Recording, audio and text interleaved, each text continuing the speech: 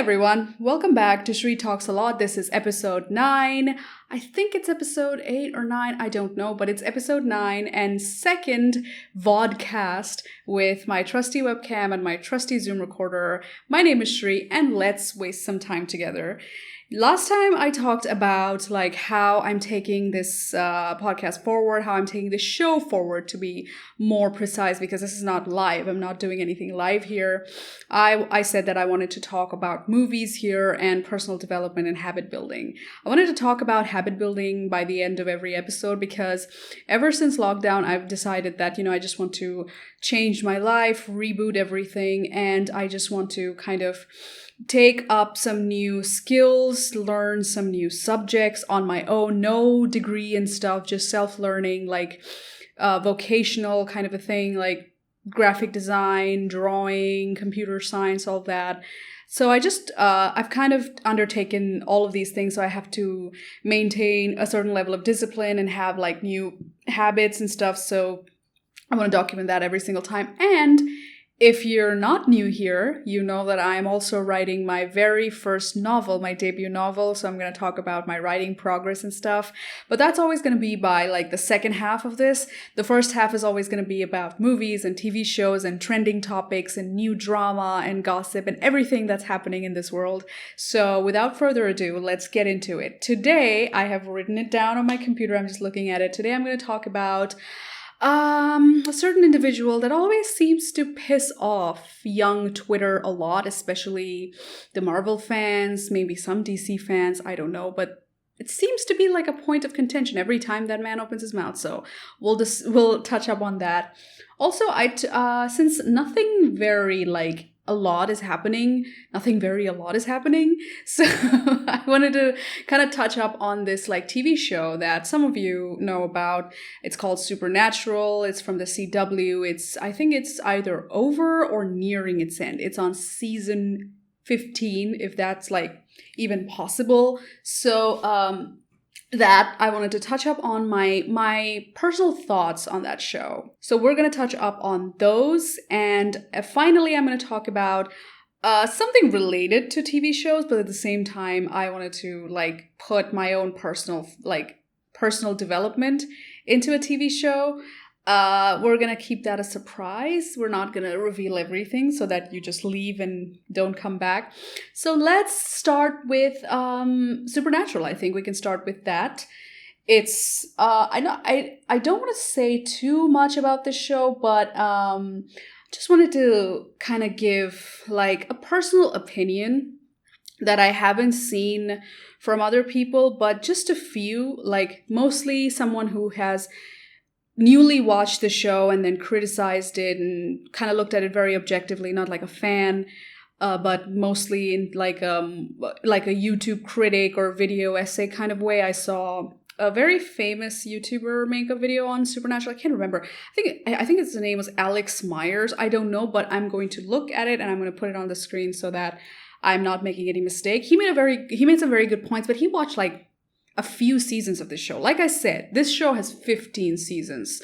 So where I'm coming from is a place of love and a place of mild disappointment, but honest, constructive criticism. I'm not here to hate on the show. I'm not here to shade the actors. I'm not here to shit on the writing. I'm not here to be a bitch about it. I just want to be very, very objectively open about this.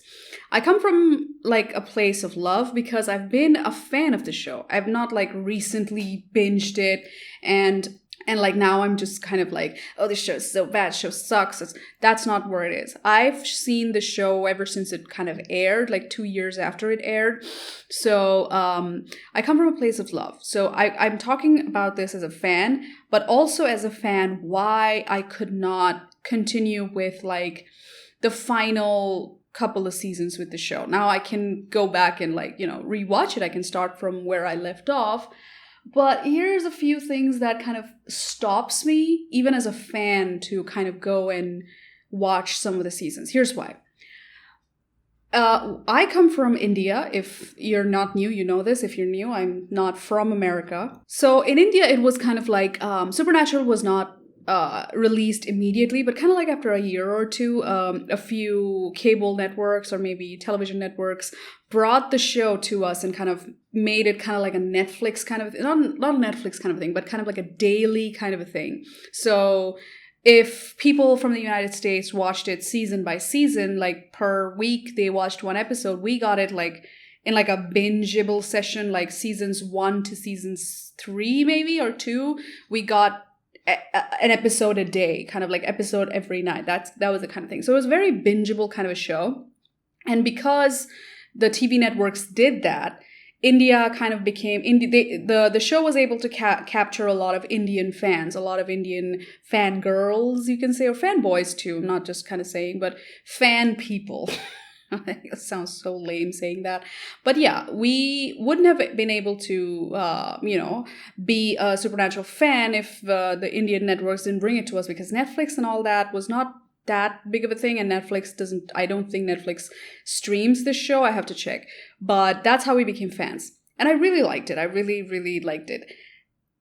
My problems started with after season, I would say 7. My problems really started from this season, because one of the biggest reasons where the show started to lose me is that I was really upset that they did not go forward with the evil Sam arc. Now, here's why. We have had this problem within Supernatural where characters die, characters come back, characters are evil for a few episodes for the beginning of one season, and they become good because they find out that they still love their brother. They rediscover their humanity again. All this stuff keeps happening in the show, which is whatever, who cares? But when this didn't start right at the beginning, but right from season 3 or 4, you could sense that, once Dean was resurrected from the dead, it's like that thing that, I don't know, I think Kingsman said it, or maybe Mark Kermode said it, that once you bring a character back to life, he's indestructible. He's invincible. It's kind of like it, you don't feel, it's basically saying that you don't feel their death, and you don't feel the impact of their death as powerfully again. So when that happened, I was like, okay, whatever, this is a supernatural show. It's in the title itself, duh, so why not? But they went with this angle where Sam, the heart of the show, the good guy, the one that the goody two-shoes, started going towards the dark side. It was kind of a whole Anakin Skywalker thing going on. Then they actually really played with the whole thing. With season 6, they tried the soulless Sam angle. I really liked this change. I really liked it because for the first time after the whole season 5 thing happened, they really kind of went all in with season 5, because apparently it was supposed to end in season 5. In season 6, I was like, can they top it off? But they really could, because they actually built this tension for us that the good guy of this scenario is starting to become bad, not only becoming bad, but has somewhere lost his humanity. And the actor, Jared Padalecki, did a really good job as the villain. Did a really good job as this kind of soulless monster, and almost psychopathic in a sense. It was a really refreshing thing to see that, because it also kind of gave you this idea that these actors, they're not one-trick ponies. I think his name is Jared Padalecki. Jared Padalecki is not a one-trick pony. And Jensen too has done negative roles in movies. I think it was in My Bloody Valentine. He played a spoiler alert, killer. Sorry about that, but it's an old movie. I'm sorry. So he didn't do a bad job there, and Jared Padalecki did a good job there too. It was also the show kind of finally gave you this okay, we went all in season 5. Now in season 6, we're kind of changing the game. We're kind of mixing things up a little bit. Now we're gonna have a battle between good and evil. At the same time, they are brothers. So how is that going to happen? That would have really been very interesting if these two brothers were now against each other, which was really where they were going for, because that would have caused so much drama, because Dean would have had to go against every instinct of his being to stop this soulless monster who doesn't care about harming anyone, who doesn't care about causing death and killing. And like I said, the actor did a really good job. The writing was really good about that. And at the same time, fight his own brother in the process. The brother that he fought tooth and nail to save in the previous season couldn't. Now he has to be the one to kill this guy, quote unquote, kill a monster. That's amazing. That would have been great. That would have been fantastic. And then what did they do? They abandoned it right in I don't even know how many episodes. I will say within the first half of that season, they abandoned that. They did the same thing in season 6 end, where they kind of put the other actor of the show, which was, I think his name is Misha Collins, Castiel.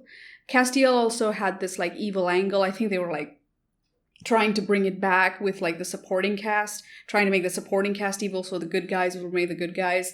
So they did that, but that also didn't work because in season 7 they completely abandoned it. Now season 7, the Castiel in season 7 was an extra, somewhere disappearing into the background. He didn't even matter anymore. He was just a shell of a human being after what happened. We understand that, but it was just the impact wouldn't have been that much if Castiel was the villain, because Castiel, when it comes to the brothers, it's the brothers against the rest of the world. It wouldn't have been as impactful for both the brothers to kill Castiel, even though Castiel is their best friend, as it would have been if Dean had to kill Sam or Sam had to kill Dean. And, that would have been more impactful. That would have been a better source of tension. This is the writer in me talking about this. Also, Jared Padalecki has this kind of creepy quality about him. I'm not saying the actor is creepy. That's not what I'm saying. I'm saying his act. Whenever he does these kinds of roles, I haven't seen too many of his works, but whenever he does something like this, even within Supernatural, there's almost this kind of a creepy quality about him, a psychopathic quality about him that hasn't been mined. The director hasn't mined that out of him yet.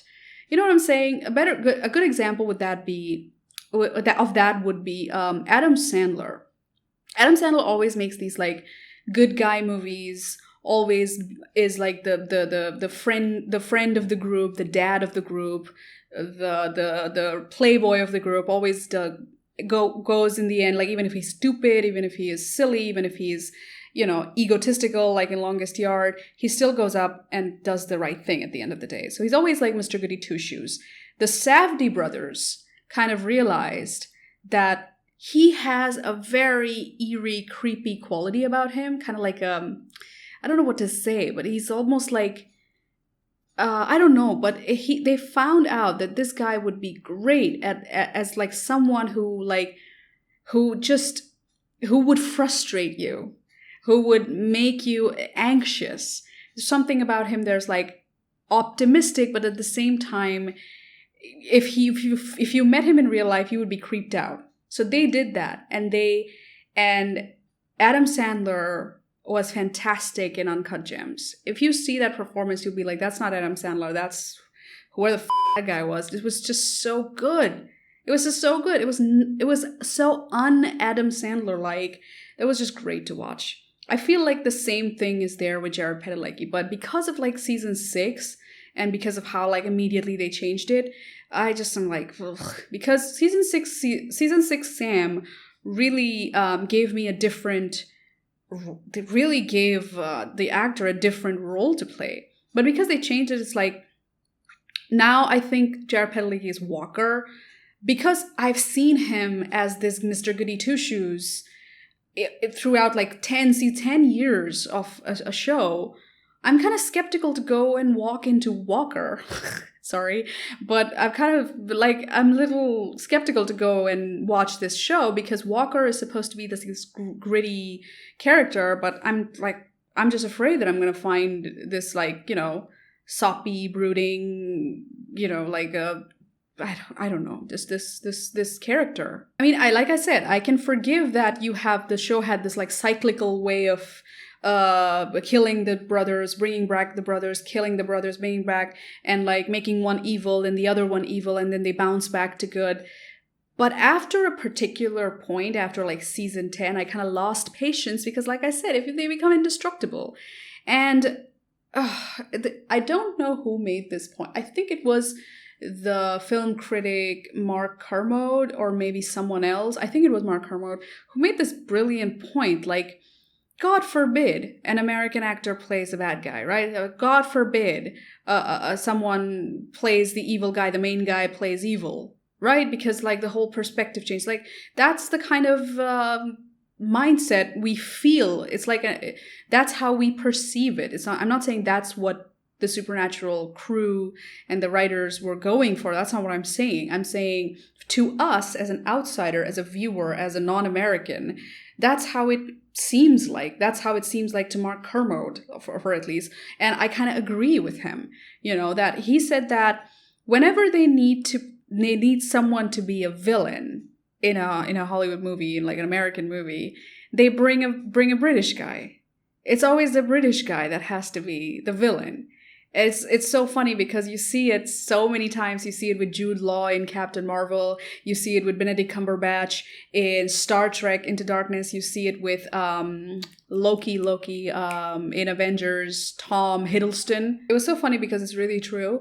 And you see it many times. And it's never more apparent than in Supernatural with Crowley, Mark Sheppard as Crowley, and the other redhead woman who was like Scottish or something. I can't remember. I wasn't even paying attention at that point. It's kind of zoned out.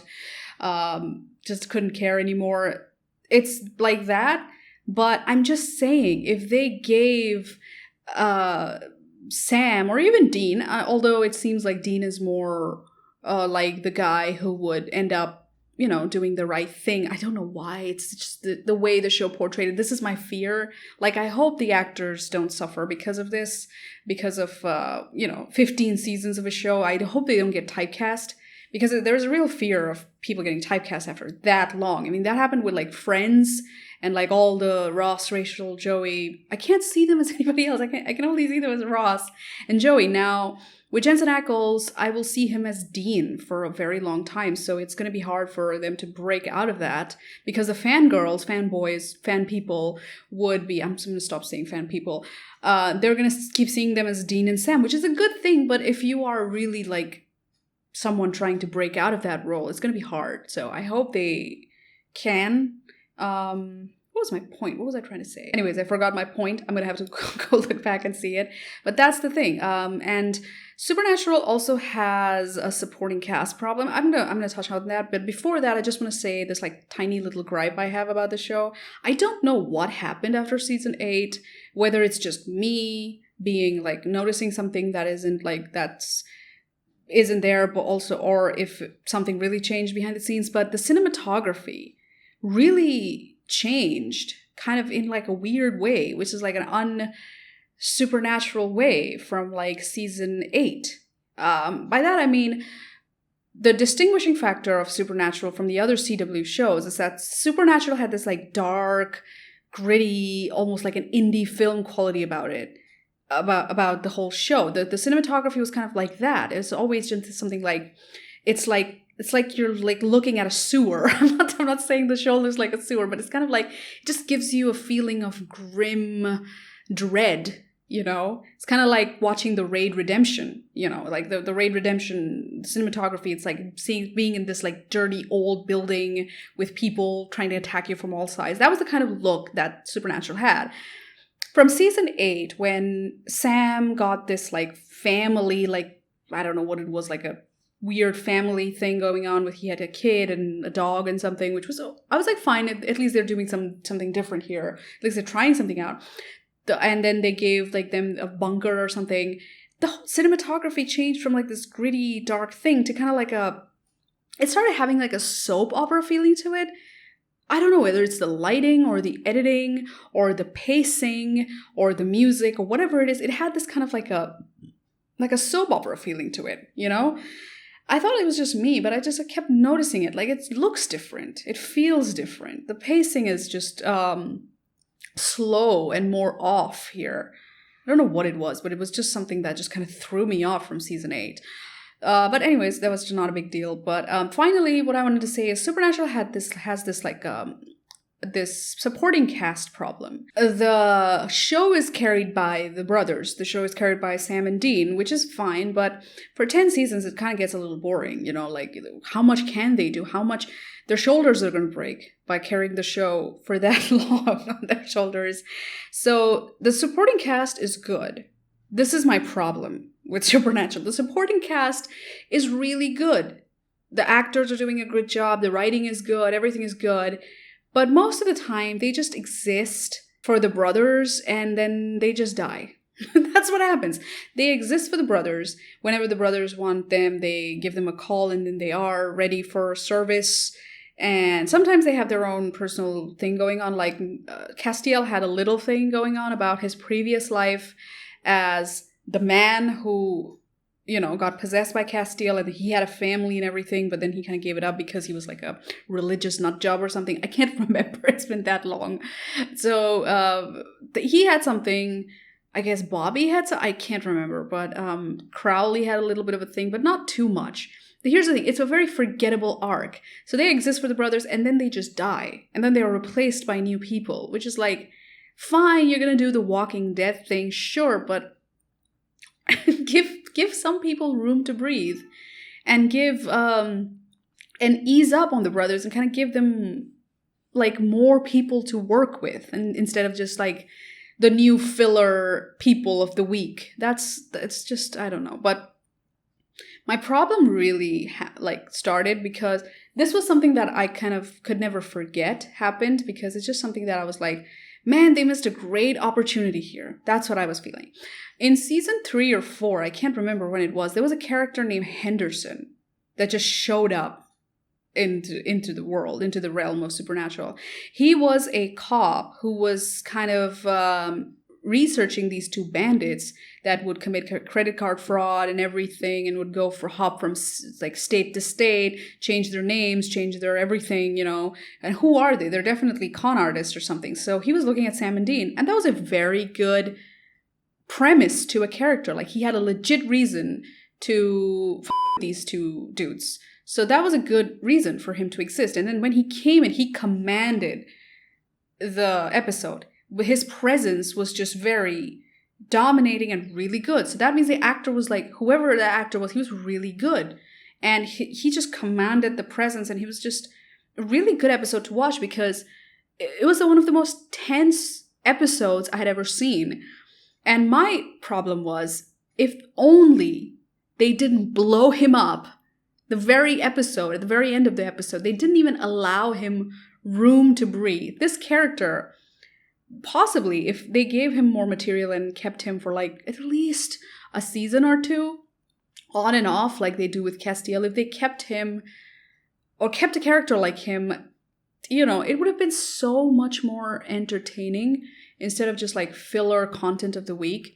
So Henderson was one of like those rare characters that show up on the Supernatural universe that become very memorable. And you're like, why? Why? That character would have been one of the strongest supporting characters. Maybe it would have been like the 3-4 main characters, along with Castiel, Sam, Dean, and maybe him. I'm saying too much, but that's what I'm saying. If I wrote a character like that, I wouldn't have like killed them off, you know? Like they did it with Daryl in Walking Dead. Daryl was supposed to like die or something, and then they kept it because the actor was really good and the character was very interesting, well written. So they kind of the character a little bit longer, and look at what happened. So yeah, when they killed off Henderson, I was like, it just turned me off immediately. So it's just like, whatever, man, I'm done with this show. Not right at Henderson, but that was like the beginning. But after season 7, 8, 9, I think it was like season 10, when they introduced Demon Dean after Dean died like the 700th time, I was like, is there a point? Because we watch shows for tension. We watch shows for drama, romance, for death, for love, for friendships, for all of these like elements. But if their friends are replaceable, they keep dying. If their death is, impossible because they can resurrect themselves. If there's no drama because one or the other guy finds his humanity and, never fights with the brother and just accepts each other, loves their family, whatever, all that, in the end, if there's no romance because they will always leave their romantic partners behind for the brother and for the hunting life, what's left? What's left to watch? So the show is ending now, and I guess, or it's ended, and now they've moved on to do different things. I really hope they do the best. I hope whoever wrote the show from the beginning to like season 6, 7, the writers, they are, they do better things. I hope Eric Kripke continues to, do The Boys, which is a fantastic show. And I hope,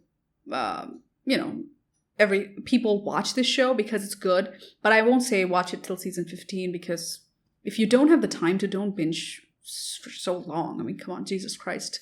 So that's all I'm going to say. I really, like I said, I'm saying this from a place of love, not from a place of hate. The reason why it took me so long to make this video is because just there's a certain fraction of the fan base of the show.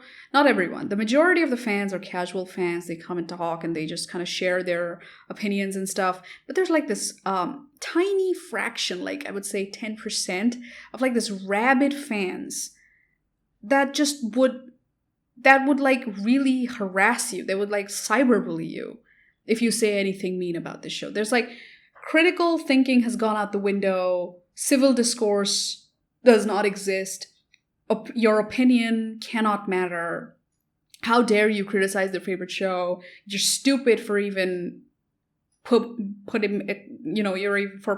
one point out that goes against the norm. It's like people really don't like those kinds of fans, and those fans are one of the reasons why it's like, nobody wants to like talk about the show anymore. It's, whatever. But it's like, this is one of the reasons why I waited till the end of the show to kind of give my thoughts on it, whatever. But anyways, on to the next topic.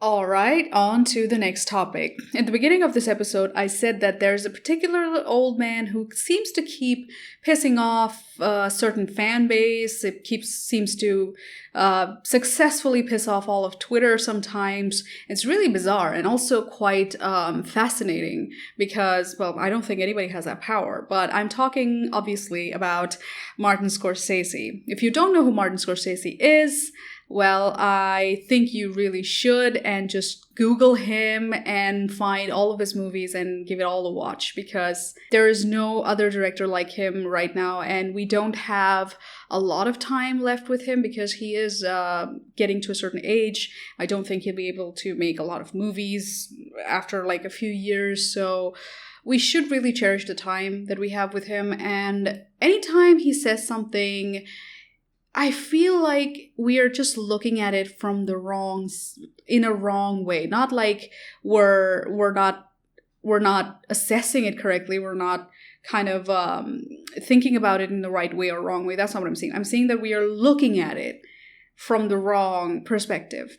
Anyways, going back to it, Martin Scorsese is a famous director, and he's made fantastic movies. Goodfellas is probably my most favorite. I have yet to finish Irishman. I've finished half of it. The movie is very long, so it took me a bit of time to kind of continue on. So I'm thinking that by tonight or tomorrow, I'm going to finish the whole movie. But I'm looking at my computer screen. He managed to piss off Twitter again recently. I would say February 17 was when Twitter kind of had Martin Scorsese trending on its search page. So I'm like, what happened? I'm like, whoops. Well, history repeats again. So if you didn't know, Martin Scorsese said something about Marvel movies being like the equivalent to theme parks, and how it's almost like a spectacle and people go there to enjoy the spectacle, and like it's like a theme park, but it's not exactly like cinema where you have to sit and you have to think about it and it's all that. So people got heated about it, as if, people can't give their opinions about movies anymore. It always has to be my way or the highway, but whatever. And then this time he talked about how most films are now like considered content. He used the word, he said that he has a problem with the word content. I'm looking at an article from therap.com. They said that the title of the article is Martin Scorsese is sick of calling movies content and film buffs are rooting him on. Well, film buffs are rooting him on, but Twitter was a completely different scenario about a day ago. Today's February 18th, so I just felt like I could maybe have some fun with it, maybe read the article with you guys and also give my own thoughts to it. I would say that I agree and disagree with some of the comments he made. I do have some of my disagreements with some of the things he said. I'm not saying I completely am rooting him on and kind of agreeing with every word he's saying about content in general and saturation and all that. But before I get into it, I just want to get this very clear. Why is it that every time this man opens his mouth, like young Twitter, especially like Marvel fans, maybe some DC fans, but I don't know, Marvel fans just really get their heads in a knot, really gets their panties in a twist? Why is it that every time this particular fan base gets pissed off every time this man opens his mouth? What is it? It's just, people can have opinions about movies. Now, I don't consider myself a Marvel fangirl simply because I've never read the comics, okay? But I love the movies. I really enjoy the movies. I won't say I'm particularly equal about all the movies. I didn't enjoy Guardians of the Galaxy 2. I didn't enjoy Ant-Man and the Wasp. I was not particularly, ecstatic about Captain Marvel. I won't say I'm a complete fan through and through, and I haven't read the comics, so I can't consider myself a complete, like, Marvel, the Marvel comic book company or whatever universe, if it's a different faction from the movies, the cinematic universe. I haven't explored that region, so I can't consider myself a complete fan. But I am a fan of the movies. But even then, people are allowed their opinions. People are allowed to have a difference of opinion about movies. That's what critics are for. And not only that, this is what is really hilarious. He's not calling these movies bad or awful or anything. He's saying that the experience of the movies are different. So when he pissed off young Twitter, he pissed off Marvel fans, when he said that these movies are like theme parks, that was a moment when I actually kind of agreed. Because even though I don't say that they're not cinema, they are cinema. We're watching them at a cinema where we are the theater when we watch them. But we're not having an experience like we would have with another movie like Hereditary or Parasite and something like that. That's a different kind of experience. When I go to a Marvel movie, I'm there for the spectacle. I'm there for the explosions, the special effects, the VFX. I'm there for a ride. I'm there for a good time. I'm not there for like really difficult questions about life and existentialism and depression and all that. I'm there for heroes fighting villains and superheroes fighting monsters. It is what it is. You can't really deny that. And it has a kind of like that element to it. You know, it has a kind of like a very spectacle-y element to it where I'm looking at this like giant show in the octagon, except it's the whole city being destroyed by a monster versus one superhero with a hammer. I mean, anyways, but he is from a different era, so I'm like, okay, I understand where he's coming from, and I tend to agree. He's not saying Marvel movies are bad. He's saying it's a different feeling to watch a Marvel movie. He's not saying ban or boycott Marvel movies and watch my movies. That's not what he was saying. So I was really kind of it's really bizarre to see that reaction. But this time, I have an agreement, and somewhere I have my own thoughts. I won't call it exactly disagreement, but I would say he's not looking at it from like the bigger picture. So I would say it's a somewhat disagreement with Martin Scorsese. So I'm going to start with, I'm looking at my points. I've just written a few. I'm looking at the article. Let's just go with the article first. I'm just going to read the article a little bit. So it says that Martin Scorsese riled up a lot of Marvel fans with his comments that the MCU is not cinema, but the Oscar-winning filmmaker is now turning his ire to a much larger trend in Hollywood, the labeling of films as content. Like I said, he had a problem with the word. In a new essay for Harper's Magazine reflecting on the career of Federico Fellini, Scorsese lamented how the new era of streaming has made the dreaded C word far too common in discussion of movies, particularly within the film industry. Yeah, I agree. People call movies, TV shows, YouTube videos, all of it content now. People just use the word content like it's like a advertising or something. As recently as 15 years ago, the term content was heard only when people were discussing the cinema on a serious level, and it was contrasted with and measured against form, he wrote. Then gradually it was used more and more by the people who took over media companies, most of whom knew nothing about the history of the art form or even cared enough to think that they should. Yeah, I agree with that. It's there's a lot of corporatism happening within movies nowadays, within the film, like the industry, the studios, and digital marketing companies, all of that. Someone who is looking at the art form as from a business perspective is not going to understand the creative process that goes into movies. Movies mostly is about risk taking because you're writing certain scenes, you're kind of taking a chance with a certain story and elements and plot twists and sometimes killing off the main character and stuff because it's not Marvel. You know, in Marvel you can't kill your hero unless you're about to end the franchise because you know that at the next movie he's going to be there. You know, Iron Man is going to be there unless there are no more Iron Man movies to milk. So cinema is very different. They don't care about the main character. If the main character has to die to make an impact, that's going to happen. But that's not the most important thing. The corporatism sometimes hampers the film experience, the making experience of a film, the directing aspect of a film. But at the same time, I would say, yeah, I agree. Like companies and people with like corporate jargon, people who think about things commercially most of the time, even though they have good intentions, they want everybody to make money from the movie. They want the producers and the executive producers, everyone to make money and also be able to sell the movie. Yeah, someone who looks at it from a commercial perspective or is only experienced in the marketing area, like, like a media company, like an ad agency, they won't know what makes a good cinema unless they have actually studied the craft of film or are a fan of film, like Martin Scorsese is. I'm a fan of film, but even I would say it would take me a long time to really narrow down the elements that makes a good film. I would say I have a particular idea about it, but I would definitely say it takes a long time to kind of accept that. And a media company, someone who has an MBA degree is not going to be able to say that, particularly like what makes good film.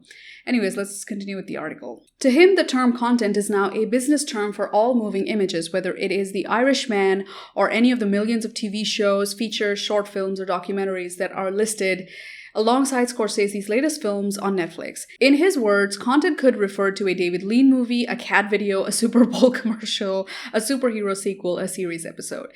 Yeah, I can see that. Many people call everything content. It's like the Gary Vee lingo, right? Content, make content. What is content?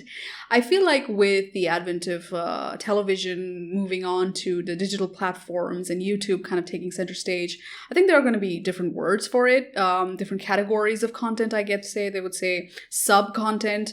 Like film would be film content and cat videos would be animal videos content or whatever, home video content. People would have different words for it, but yeah, it's kind of a mixed bag. You don't know what people are referring to when they say make some content. Like what do you want me to do? Have a full production team or film my cat? What are you implying? So yeah, I kind of agree with that. While Scorsese acknowledges that the rise of streamers like Netflix and Apple TV Plus have allowed him and other filmmakers new opportunities to make movies, he is concerned that by piling millions of programs and films into a streaming service and then just relying on a computer algorithm to present a select amount of that content to a viewer, films from one of the greatest directors ever could easily get lost in the shuffle. Yeah, some of the greatest directors could ever could easily get lost in the show. Oh, sorry. Becoming devalued as a generation becomes less exposed to those classics because of the overwhelming selection on offer. A few exceptions he points to are curated streaming services like Mubi and Criterion Channel, as they present films to users on a hand-picked menu rather than having a computer to do the work. I guess that's the struggle for all of us, you know, for all of the YouTubers as well who are making good content, who are making like terrible content. We all get piled together and we have to compete with everyone. And if we are making content from a niche, like I'm making content from a movie niche, I'm going to have to compete with everybody that makes movie niche content or whatever. So yeah, it is oversaturation, and yeah, the competition is very high, I would agree. So it's nothing different for films as well. We can't depend on the movie business, such as it is, to take care of cinema. In the movie business, which is now the mass visual entertainment business, the emphasis is always on the word business, and value is always determined by the amount of money to be made from any given property, he warned. We touched upon that. In that sense, everything from Sunrise to La Strada to 2001 is now pretty much wrung dry and ready for the art film swim lane on a streaming platform. We have to make it crystal clear to the current legal owners of these films that they amount to much, much more than mere property to be exploited and then locked away. They are among the greatest treasures of our culture, and they must be treated accordingly. I mean, I'm going to touch up on that, the whole thing. Yeah, everything, I would say quick aside. Yeah, I agree with it. And I'm just letting all the things that I agree with out of the way so I can tell you what I disagree with. But yeah, in this sense, you kind of feel it nowadays. You kind of feel this sense of like absence of greatness. And by that, I mean, when you think about movies like The Shining or 2001 or Citizen Kane, or like recently you would say Alien and stuff like that, 80s and 70s and 80s. Those movies are kept in like a different kind of a place. But now, if a great movie has come out, we don't exactly get to know it unless it's from word of mouth, or like an award platform has given it some kind of a platform, like Parasite, like famous movie critics on YouTube didn't review this film until it got the Oscar. So it's like Jeremy Jahns didn't make a review about Parasite or Train to Busan or stuff like that until, you know, it became very, very popular through word of mouth or from the Oscars. So yeah, it does get devalued a little bit. It does get lost in the noise. So the rest of the article talks about how like some people were defending him. Other people said that, you know, this point was really great. That some argue that streaming has helped make the films of directors like Fellini and Kurosawa more accessible than they have ever been. This is very true. You could get lost in the noise, but the streaming platforms, all of these have kind of given most of these filmmakers kind of like the center stage sometimes, and most of the time it would have been hard to find their movies. It would have been Scorsese's movies or Tarantino's movies on the forefront, but now Federico Fellini and Kurosawa are also on the forefront because you can find them easily. You can easily access them. So in summary, I kind of agree that the need for content and the need for like the algorithm to keep pushing content has driven like bad content forward sometimes. When it comes to like smaller content, when it comes to YouTube and stuff, yeah, you do see, when you look at the trending page, is it like, do you really want to watch anything that's on the trending page? Is it even appealing to you? It's mostly like bright thumbnails with like lots of weird things, and the title is like, you know, destroying something or playing something or giving something away, or some kind of like a family vlog and stuff like. I don't know what is on the trending page anymore. I don't even look at it, but that's kind of like what the algorithm is pushing on the trending page. So it's not even appealing to someone like me. And it kind of gives me the idea that it's more appealing to a younger generation, because someone young would get attracted to like a bright thumbnail with lots of colors and like a really kind of like a PG-13 kind of content. So you get the vibe there on YouTube. When it comes to movies and stuff too, yeah, but the algorithm does push a lot of crappy movies forward with like, even with YouTube originals, even with Netflix, you do see that happening. I agree with that. The good movies can get buried somewhere down the drain. Given that I agree with some of the points, here is where I disagree.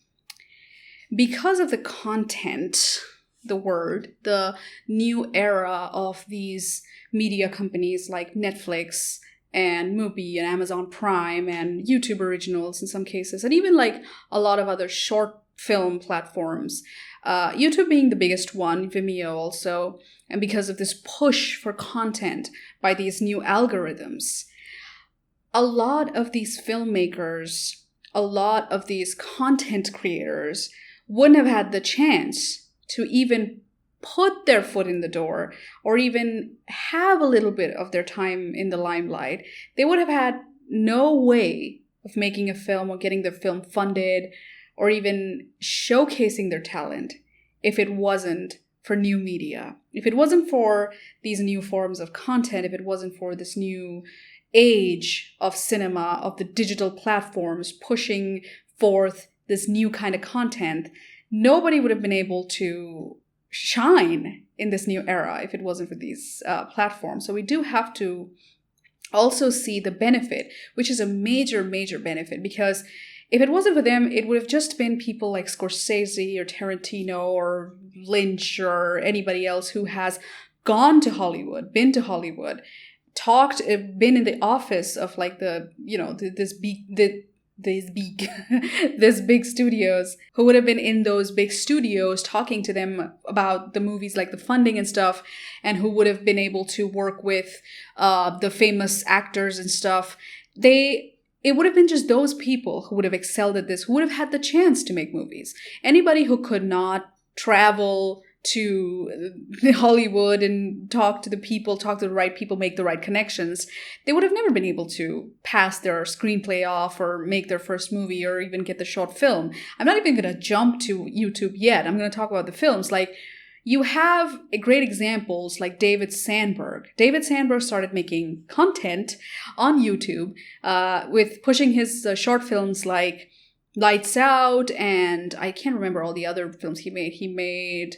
I have to look at his channel, but he made a buttload of short films until James Wan saw one of his shorts and gave him a chance to work in Hollywood, made Lights Out as a full-length feature, and he went on to direct Shazam.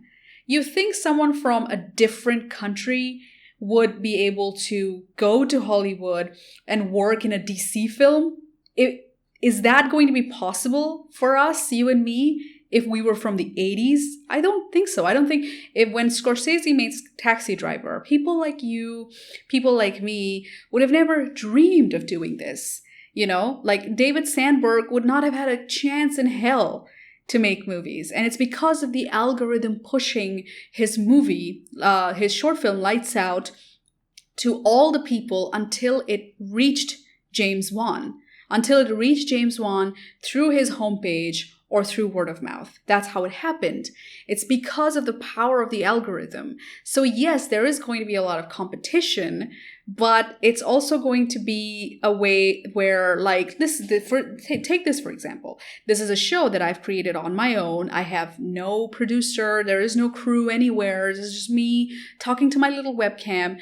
If I had this show on television, I would have gotten canceled within 2 episodes. I would have never gotten a chance to showcase what I have to say, to have a discussion, to build an audience, to have a community, to have just have some fun. I would have never had the chance if it were for, like, if I had to go through the channels of radio or television or something.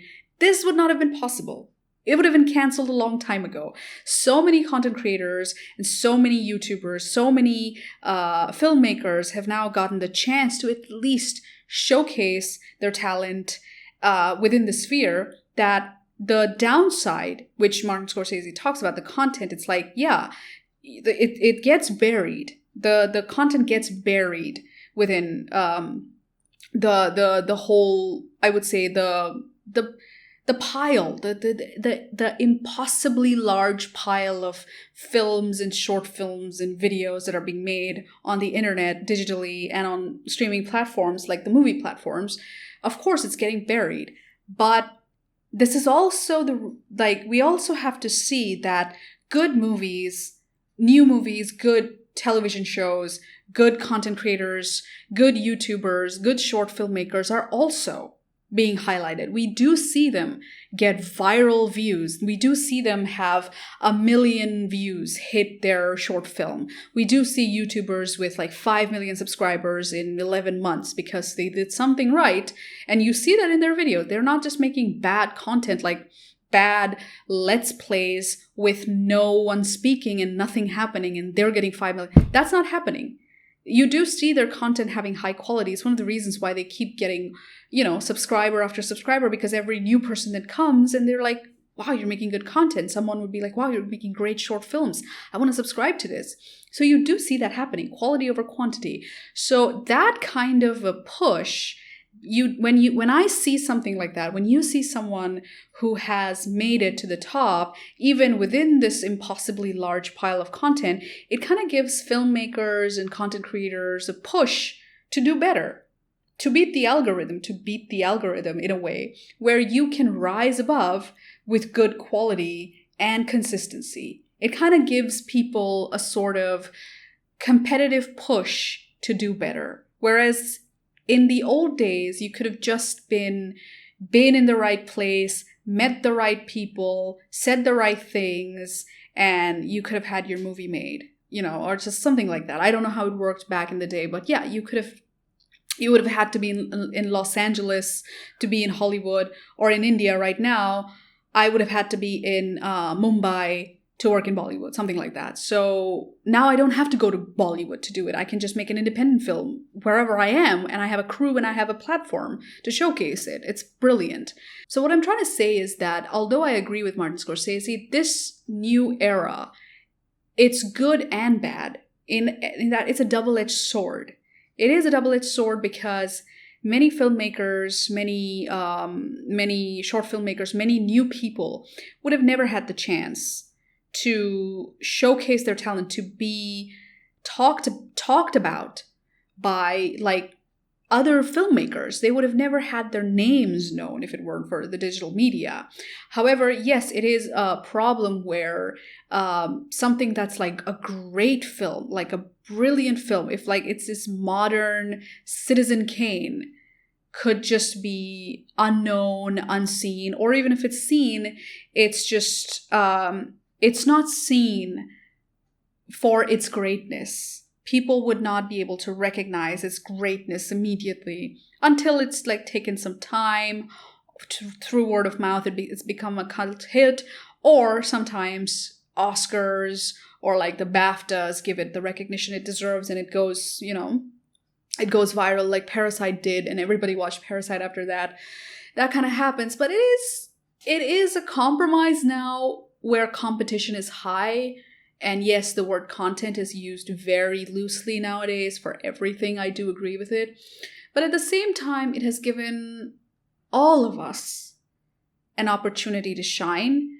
How bright is going to be up to the person. Because yes, there is going to be an algorithm that's deciding your fate.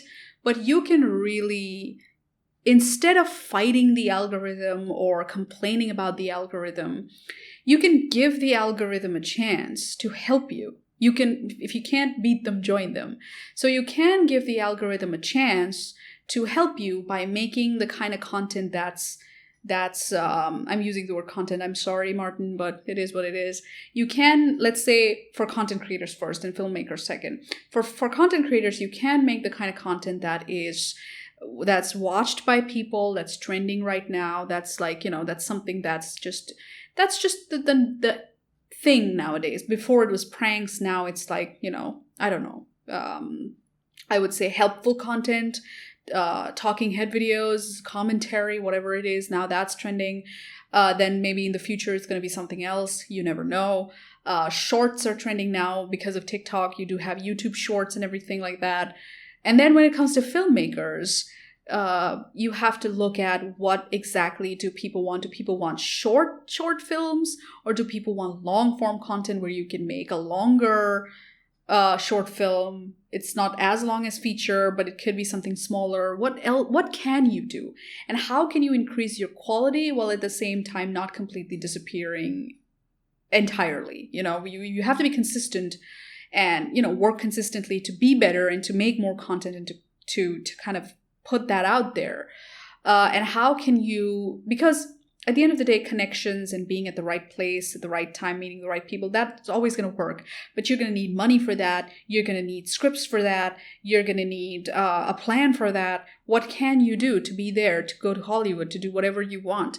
What are the steps you can take? And the internet is the best place for that. You can really start planning ahead and make more money and start doing commercial work, whatever it is. And none of this would have been possible for us if it wasn't for digital platforms and if it wasn't for the algorithms. So I do agree with Martin Scorsese on some of the things, but what I'm trying to say at the end of the day, he is from a different place and time now.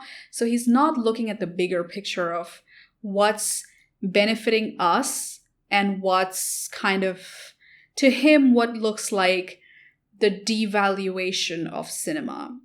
Although it may seem like it is what it is, I agree. But at the same time, it kind of gives people the push to do better and be better. And also, it's kind of giving all of us a chance to have our own TV series and make sure, because at the end of the day, the only people that rise are the people that make consistently good quality content. So those are the people that rise. It's the same with filmmakers.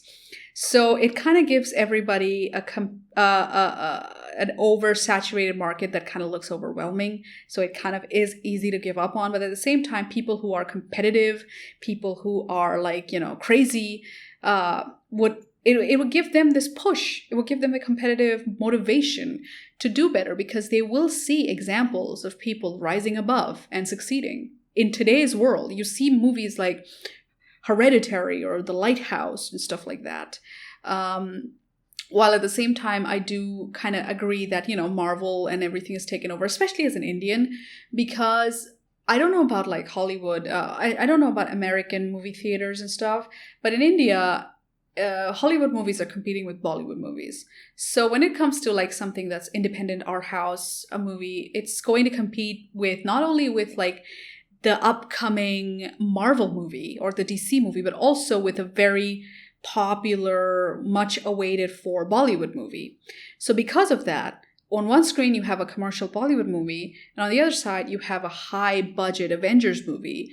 The art house movie, like Hereditary, doesn't get a chance to play in a theater. So people like me from a small town in India, we don't get the chance to really experience cinema in the big theater most of the time. Most of the time, those movies get booted off. Maybe they'll be there for 3 days and then, get replaced by the newest Bollywood spicy flick. So I do agree that, yeah, it is, those movies don't get the chance anymore. I didn't get to experience Hereditary. Can you imagine experiencing Hereditary on screen, on the big screen? I would have shit myself. I have no doubt I would have shit myself. I would have really liked to watch that movie on the big screen, especially Lighthouse and stuff like that.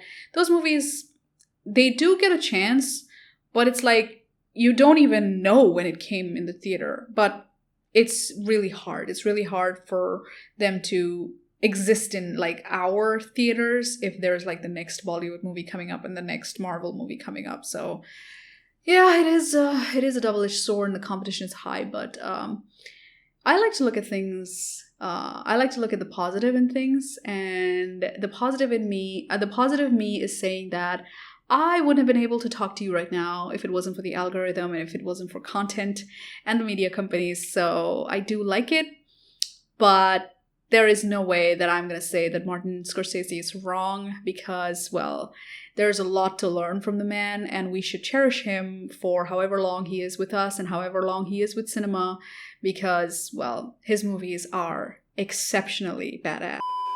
I'm going to end this episode today. At this point, I said that I was going to talk about the third thing, about something that I kept as a surprise, but I'm kind of tired a little bit. I think it's almost midnight now, and man, I'm just I'm pooped.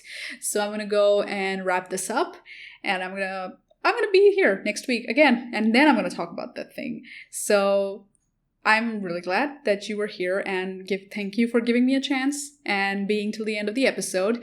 This will be uploaded as an excerpt on my Shree Nation channel, but if you want to watch the full episode of this, you can listen to it on Shree Talks a Lot on my channel, on my YouTube channel, Shree Talks a Lot, and on any other podcast platform like Spotify, Radio Public, Google Podcasts, except for Apple, I think. But you can listen to it on Spotify or watch it on my other YouTube channel, Shree Talks a Lot. So thank you so much for watching, and I hope I didn't waste your time. Don't forget to subscribe, and don't forget to give it a like and share, and let me know if you want me to talk about any other topic. Leave it in the comments. Well, see you next week.